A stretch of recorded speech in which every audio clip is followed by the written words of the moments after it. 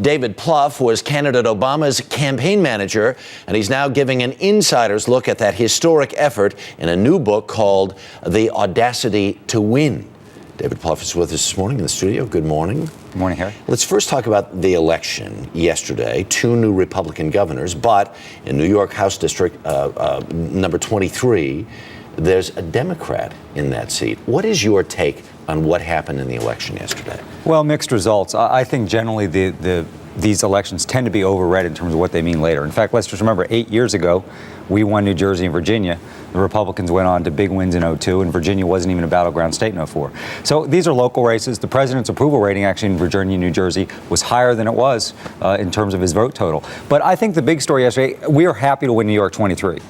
But I think the results of that are almost less important than what the dynamic in the Republican Party, which is Palin and Limbaugh and Beck and others are out there kind of purging moderate candidates out of the Republican Party. And I think that, the pathway to success is really the middle of the electorate.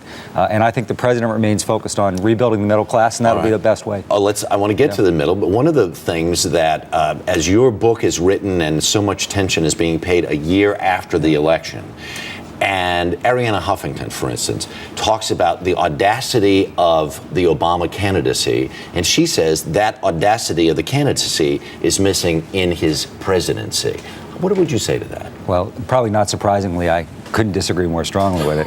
I think we're obviously living in unprecedented challenges right now. And I think what the president's doing to try and rebuild the economy, at the same time doing the long-term things on health care and energy that will make this country strong for decades to come, is both audacious and needed.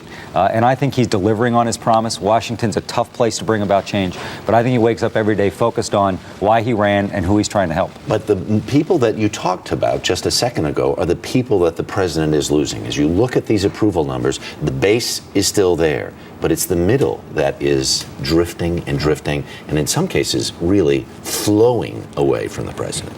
Well, I think flowing is probably too strong a term. One of his drops in approval rating are the biggest since anybody's been keeping track. Well, first of all, I think we pay far too much attention to these polls. I know the president doesn't pay any attention to them. But I'd say this, right now, his approval rating is at or above his vote total. So think about that. In a terrible economy, getting better, but still high employment rate, the president's approval rating is at or higher than all the vote he got. It's pretty remarkable. It speaks to the faith people have in him. And actually, with independents, which we won by 8 points in the election, our approval margin is higher than that in most polls. So, and listen, politics is a comparative enterprise.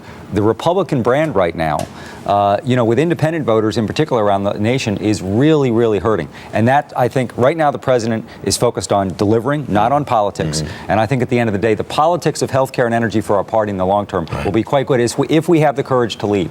The election of President Obama was unprecedented in so many different ways, and there is no more insider story than your story of how this all took place, and we appreciate you stopping by this morning. Thanks, Harry. All right, David Plouffe.